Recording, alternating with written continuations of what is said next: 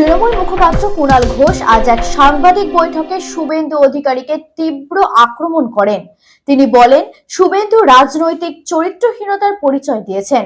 একই সাথে বিজেপির কেন্দ্রীয় নীতির সমালোচনা করে তিনি বলেন, বিজেপি দেশের রাজনৈতিক পরিবেশকে অস্থিতিশীল করছে এবং জনগণের পাশে নেই। কুণাল ঘোষ আরো জানান, তৃণমূল অব্যাহতভাবে জনগণের স্বার্থে কাজ করে যাবে।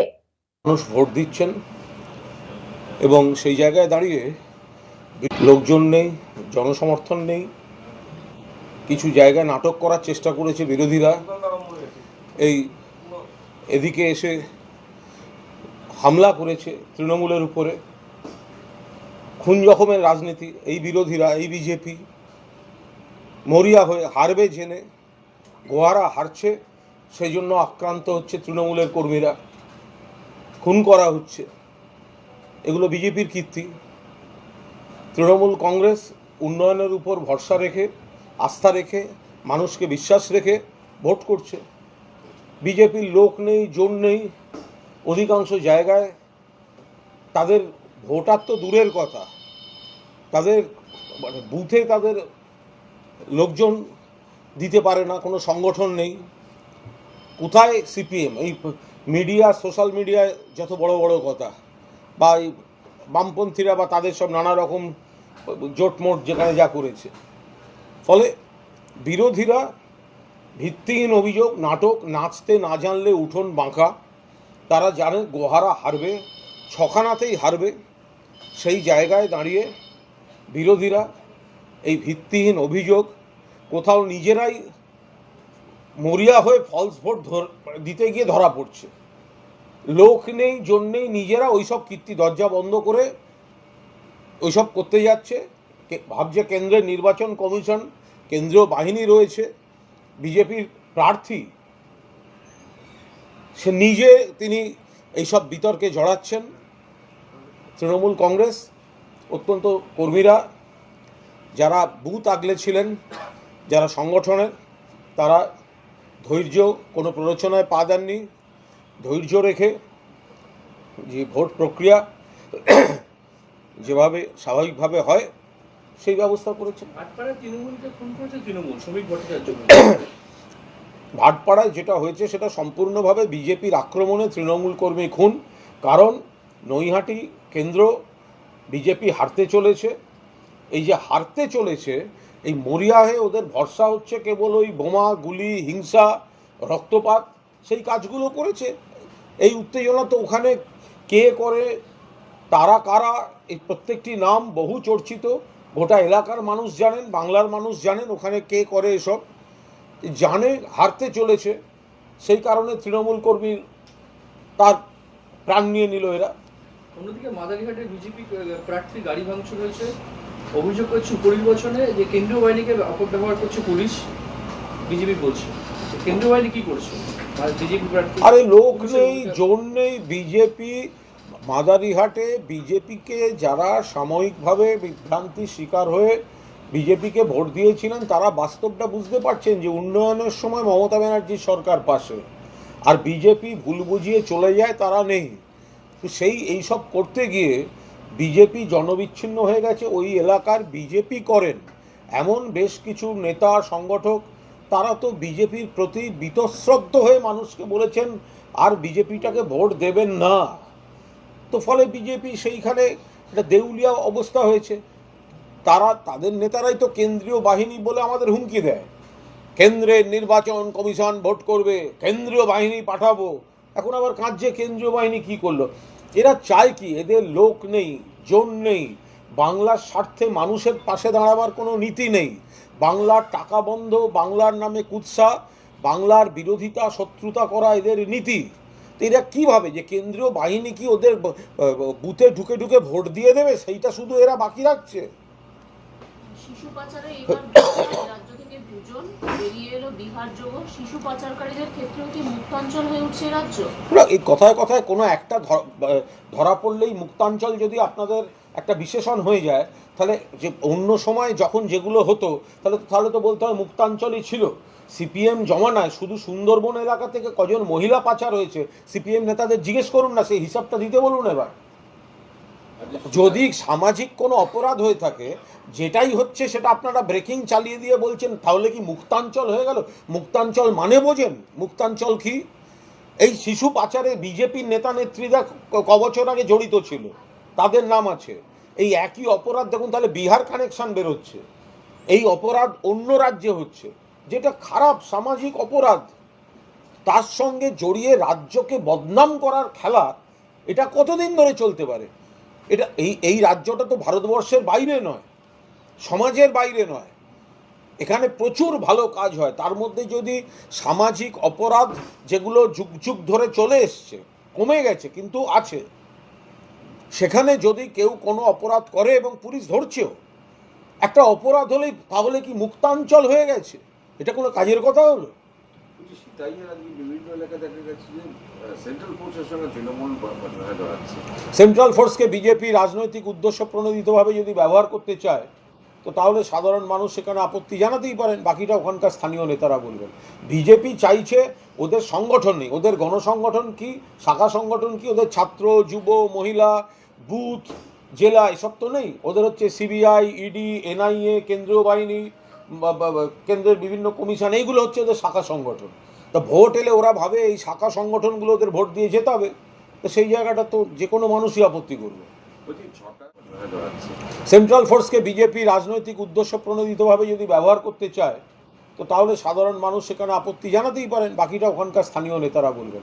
বিজেপি চাইছে ওদের সংগঠন নেই, ওদের গণসংগঠন কি, শাখা সংগঠন কি, ওদের ছাত্র, যুব, মহিলা, বুথ, জেলা, এসব তো নেই। ওদের হচ্ছে সিবিআই, ইডি, এনআইএ, কেন্দ্রীয় বাহিনী, কেন্দ্রের বিভিন্ন কমিশন, এইগুলো হচ্ছে ওদের শাখা সংগঠন। তা ভোট এলে ওরা ভাবে এই শাখা সংগঠনগুলো ওদের ভোট দিয়ে যেতে হবে, তো সেই জায়গাটা তো যে কোনো মানুষই আপত্তি করবে। বলছি 6টা ইলেকশনে সেখানে দেখা যাচ্ছে বিভিন্ন এলাকায় তৃণমূলের মধ্যে বাড়াবাড়ি হচ্ছে। আপনারা এত চেষ্টা করে 6টা বিরোধী কাউকে জেতাতে পারবেন কিনা সেটা দেখুন। তৃণমূল খারাপ, তৃণমূলের সঙ্গে তৃণমূলের লড়াই, তৃণমূলের উপর অমুক, তারা আপনাদের মিডিয়ার একাংশে স্পন্সরশিপে 6টার মধ্যে একটাও কি বিরোধীদের কাউকে দিতে পারছেন, সেই হিসাবটা করে নিন, রেজাল্টের দিন দুপুরের পর কথা হবে। না, আমি বলছি মেদিনীপুর শহরে যেমন 4 নম্বর ওয়ার্ডে ওখানে তৃণমূলের কাউন্সিলরকে মারধর করছে তৃণমূল। আরে এত বড় দল, এত বড় সংগঠন, কোথাও হাতের 5টা আঙুল সমান নাও হতে পারে। কারুর সঙ্গে হয়তো কারুর কোনো মতপার্থক্য ছিল, ছিল, কিন্তু সবাই মিলে তো তৃণমূলের প্রার্থীর হয়ে ভোট করছে। আপনি মেদিনীপুরের কথা আর বলবেন না। মেদিনীপুরের সাংসদ দিলীপ ঘোষকে যেভাবে বান্ডিল করে বাক্স প্যাটরা দিয়ে পার্সেল করে বিজেপি দুর্গাপুরে হাঁটতে পাঠিয়েছিল, আগে বিজেপি ওখানে নিজেদের গণ্ডগোল সামলাক। তৃণমূল একটা বড় দল, এত সংগঠক, এত লোকজন, সেখানে কারুর সঙ্গে কারুর যদি কোনো তর্কাতর্কি মতপার্থক্য থেকে থাকে, সেটা কোনো আনুপাতিক হারে আসে না, আর সবাই মিলেই দিনের শেষে দলীয় প্রার্থীর হয়ে কাজ করে। শুভেন্দু অধিকারী অভিযোগ করেছেন মেদিনীপুরে পুলিশ সন্ত্রাস চালাচ্ছে, মেদিনীপুরে বিজেপি নেতাকে গৃহবন্দী করে আটকে রাখা হচ্ছে। তো কি করছিল, কেন না কেন? কমিশনে যাওয়ার কথা বলছে। তো দেখ না, যেখানে মাননীয় বিরোধী দলনেতা, তার এখন নানা যুক্তি দরকার। বিজেপির সব নেতা, কেউ রাজ্য সভাপতি, কেউ অন্য পদে আছেন, তাদের এখন হচ্ছে নাচতে না জানলে উঠোন বাঁকা। তো তারা কি করছিলেন, তাদের নাকি বুথে বুথে সংগঠন, 1 কোটি সংগঠন, সমস্ত বুথ মণ্ডল একেবারে লোকে ভেসে যাচ্ছে। তো কাকে কে গৃহবন্দী করে রেখেছে? তো সেখান থেকে ভেঙে মোর ঘরের চাবি নিয়ে যাবি কে আমারে শুভেন্দুবাবু গাইতেন, আর ওনাদের 1 কোটি সদস্য তাকে দরজা থেকে বার করে আনতো। তো করলেন না কেন? মেদিনীপুর এসপি অফিস ঘেরাও করছেন শুভেন্দু। মেদিনীপুর এসপি অফিস, কোর্টে যাবেন, এসপি অফিস ঘেরাও করবেন, কেন্দ্রে যাবেন, দিল্লিতে যাবেন, মঙ্গল গ্রহে যাবেন, রাষ্ট্রসংঘে শান্তি সেনা আনতে যাবেন, সব হবে। শুধু এখানে তৃণমূল জিতবে আর বিজেপি হারবে। বলছি কালকে যে অ্যাক্সিডেন্টটা হলো সেখানে দেখা যাচ্ছে যদি পুলিশ নয়, আহত অবস্থায় একাধিক হাসপাতালে গেলেও সেখানে ফিরিয়ে দেওয়া হয়েছে, বাচ্চাটা মারা গেল। এবং সেখানে প্রশ্ন উঠছে যে আরজি করের পরেও এই স্বাস্থ্যের ছবিটা ফিরল না কেন? মানে এটা কেন হয়েছে, এটা আমরা নিশ্চিতভাবে আমাদেরও নজরে এসছে, কিন্তু এটা কেন হয়েছে, কোথায় নিয়ে যাওয়া হয়েছিল, তার এই চিকিৎসা পরিকাঠামো ছিল কিনা, সেগুলো প্রশাসন খবর নিচ্ছে। শ্রমিক ভট্টাচার্য বলছেন তৃণমূলের সৌজন্যে উপদ্রুত অঞ্চল নৈহাটি ভাটপাড়া। আগে শ্রমিকবাবু উপদ্রুত কাকে বলে, একবার মণিপুরটা, শ্রমিক একটু সাহিত্য কবিতা ভালোবাসে, একটু মণিপুরের জায়গায় দাঁড়িয়ে একটা যে কোনো চৌমাথায় দাঁড়িয়ে যদি একটা ভালো কবিতা আবৃত্তি করতো, সেই আবৃত্তির যে রিয়াকশানে বুঝতে পারতো উপদ্রুত এলাকা কাকে বলে। তো সুতরাং একটুখানি মণিপুরটায় গিয়ে যদি শ্রমিক দু চারটে কবিতা আবৃত্তি করে আসে, তাহলে উপদ্রুত শব্দটা ব্যবহারের আগে 10বার ভেবে দেখবে। ট্যাব নিয়ে যে সমস্যা হচ্ছে মেদিনীপুর, এই মালদার বৈষ্ণবনগরে, সেখানে 4 জনকে আজ গ্রেপ্তার করা হয়েছে। তাদের তো কাছ থেকে যারা যারা হ্যাক করবে, যারা এই তথ্য প্রযুক্তির এত প্লাস পয়েন্ট আছে, বাট সেটা যদি কেউ হ্যাক করবে, কারোর অ্যাকাউন্টে গন্ডগোল করার চেষ্টা করবে, বা এই সাইবার ক্রাইমের সঙ্গে যুক্ত থাকবে, তো তাদের তো পুলিশ অ্যারেস্ট করবেই, আর তো গ্রেপ্তার হবেই, খোঁজ তো চলবেই। এ তো ভালো, মানে এই এটা তো ভালো, মানে তো প্রশাসন বা পুলিশ ঠিক কাজ করছে যে এত বড়, এত লক্ষ লক্ষ কোটি কোটি ছেলে মেয়ের কাছে গোটা বিষয়টা যাচ্ছে। কোথাও হিউম্যান এরার হতে পারে, কোথাও টেকনিক্যাল এরার হতে পারে, কোথাও আবার এই জামতাড়া গ্যাংয়ের মতো। আমি কয়েকদিন ধরে এই জামতাড়া বলে যাচ্ছি এটার উদাহরণ দিতে। এই যে জামতাড়া গ্যাং, যে একটা জায়গায় একটা গ্রামে বসে সারা ভারতকে এই হ্যাক করার জন্য করছে, অথচ কেন্দ্রের স্বরাষ্ট্র মন্ত্রক আঙুল চুষছে বসে বসে। তো এই কাজগুলো যে নেটওয়ার্কে হচ্ছে, তো এখানে পুলিশও ব্যবস্থা নিয়েছে। পুলিশ মনে করছে আরো বড় সড়ো চক্র আছে, মানে এর মধ্যে অনেকের টিচাররা প্রশ্ন করছে সরষের ভেতর বুদ্ধি, তো কারণ এটা তো শিক্ষা দপ্তরই করে গোটা বিষয়। আরে আপনি যখন আপনার ব্যাংক অ্যাকাউন্ট, আপনার ফেসবুক অ্যাকাউন্ট কেউ হ্যাক করে, তার মানে কি আপনি করছেন? তো স্বাভাবিক ব্যাপার যে একটা সিস্টেম হয়তো ফুল প্রুফ করার চেষ্টা হচ্ছে, আর যারা এই হ্যাকিং করে তারা পাল্টা কোনো প্রযুক্তিতে কিছু কিছু ক্ষেত্রে সেটাকে ব্রেক করে ঢুকে ডিস্টার্ব করছে। তো সেই জন্যই তো সাইবার ক্রাইম শব্দটা এসছে। আর যারা করছে তাদের মধ্যে প্রতিষ্ঠিত নাম হচ্ছে এই জামতাড়া গ্যাং। তো এই জামতাড়া গ্যাং এটা সারা ভারতকে পাগল করে দিচ্ছে, সেটা তো আর পশ্চিমবঙ্গে নয়। সেখানে নাকি সেই গ্রামে পুলিশ রেড করতে ঢুকলে সে পুলিশের মৃতদেহ পাওয়া যায়। তা আজও তার সলভ হলো না। আপনার ফেসবুক হ্যাক করছে, কার ব্যাংক অ্যাকাউন্ট থেকে টাকা সরাচ্ছে, কার এই জিনিস ওর ঘাড়ে পাঠিয়ে দিচ্ছে, মাঝখান থেকে নেওয়ার চেষ্টা করছে। তো এই জামতাড়া গ্যাং আর ওদের নেটওয়ার্ক, তো এইগুলোর বিরুদ্ধে তো ব্যবস্থা হবে। তার সঙ্গে এখানকার কোনো ব্যবস্থার করাপশন ইত্যাদি এগুলোর কোনো সম্পর্ক নেই। রিষড়ায় শুট আউটের ঘটনায় যে অভিযুক্ত রঞ্জন যাদব, তাকে গ্রেপ্তার করা হয়েছে, সে নিজেই বলেছে সে তৃণমূল কর্মী। সে পুলিশ প্রশাসন বুঝবে। আসলে সবাই এখন তৃণমূলটা এত বেশি পশ্চিমবঙ্গে যে সমাজের সব জায়গাতেই ব্যবস্থার করাপশন ইত্যাদি এগুলোর কোনো সম্পর্ক নেই। রিষড়ায় শুট আউটের ঘটনায় যে অভিযুক্ত রঞ্জন যাদব, তাকে গ্রেপ্তার করা হয়েছে, সে নিজেই বলেছে সে তৃণমূল কর্মী। সে পুলিশ প্রশাসন বুঝবে। আসলে সবাই এখন তৃণমূলটা এত বেশি পশ্চিমবঙ্গে যে সমাজের সব জায়গাতেই যে তৃণমূল, আপনি কি করেন তৃণমূল, আপনি কি করেন তৃণমূল, আপনি কি করেন তৃণমূল। তো ফলে আপনি যদি এবার আনুপাতিক হারে দেখেন, তাহলে 99.99% ভালো জিনিসও যেমন তৃণমূল, তেমনি এইগুলোকে তৃণমূল বা রাজনৈতিক দল বলে বিচার করা ঠিক না। কেউ যদি কোনো সামাজিক অপরাধ করে থাকে, করা থাকে, সেটা প্রাথমিক পরিচয় সেটা দিয়ে হবে। এখন তারপরে কে কি বিভ্রান্ত করার জন্য বলছে তাদের ব্যাপার। বলছে এই বুলডোজার শব্দ নিয়ে প্রচুর বিতর্ক চলেছে, অমিত শাহ পর্যন্ত বলছেন, যোগী আদিত্যনাথ বলেছেন, আজকে সুপ্রিম কোর্ট বাতিল করে দিয়েছে যে বুলডোজার মানে এইসব বড় বড় ডায়ালগ মারতে গেছিল, অগণতান্ত্রিক একটা নৈরাজ্য তৈরি করা, সন্ত্রাসের আবহ তৈরি করা। আমরা পছন্দ করি না, তাই আইনের বিচার হবে না, আমি বুলডোজার দিয়ে ভেঙে দেবো। সুপ্রিম কোর্ট কড়া মনোভাব দেখিয়েছেন যে এইভাবে বুলডোজার দিয়ে আমার ইচ্ছে হলো আমি ভেঙে দিলাম। এসব হাততালি পাওয়া রাজনীতিকে গণতন্ত্র বলে না, এটা স্বৈরাচার, এটা হিংসা। ফলে যদি কেউ কোনো অন্যায় করে থাকে, অ্যারেস্ট করো, বিচার করো, তারপর যদি কোর্ট বলে না এটা ভেঙে দাও, ভেঙে দেবে। কিন্তু কে এত বড় যে আমার মনে হলো যে আমি এটা ভেঙে দিচ্ছি, যাও বুলডোজার দিয়ে দেওয়া, সেগুলো দিয়ে সবাই গলাবাজি করে বেড়াচ্ছে। প্রত্যেকের রুচি দেওয়া, সেগুলো ক্ষমা চাওয়া, যেটা গণতন্ত্রের ভাষা নয়। লাস্ট হচ্ছে যে 6টা নির্বাচন হলো, অশান্তির যে ছবি আসছে, কোনো অশান্তির ছবি নেই।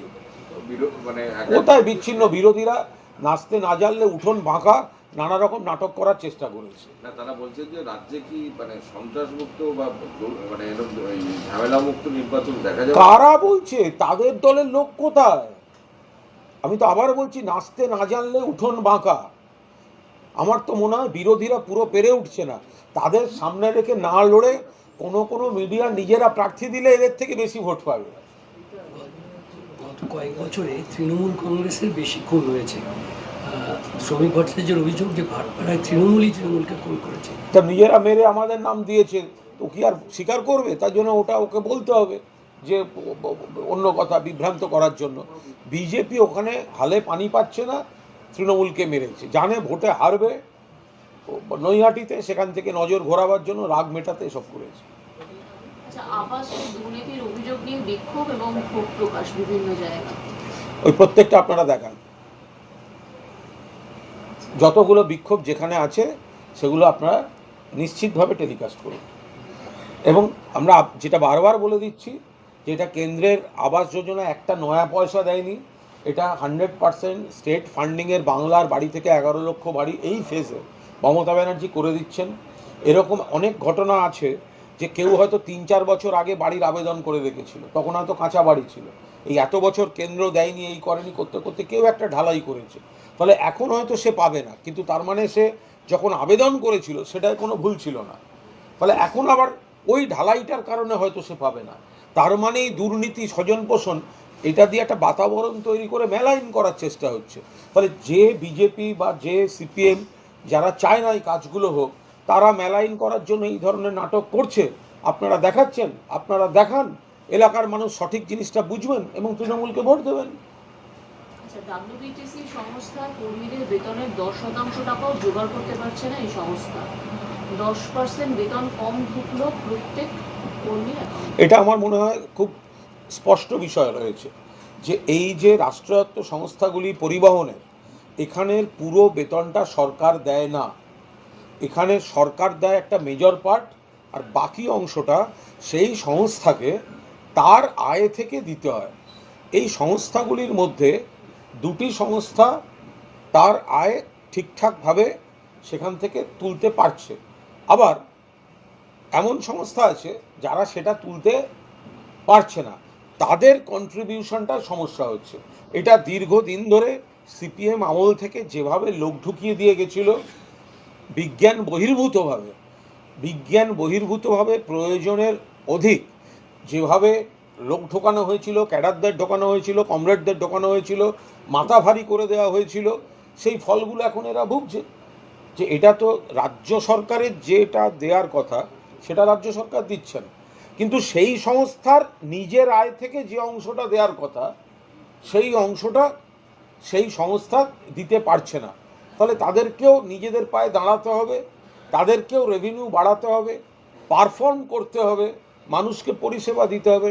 সেটা সরকার এবং দপ্তর কমিউনিকেশন চালাচ্ছে, দেখা যাক ওটা কী হয়। আমি আলাদা কিছু করবো না।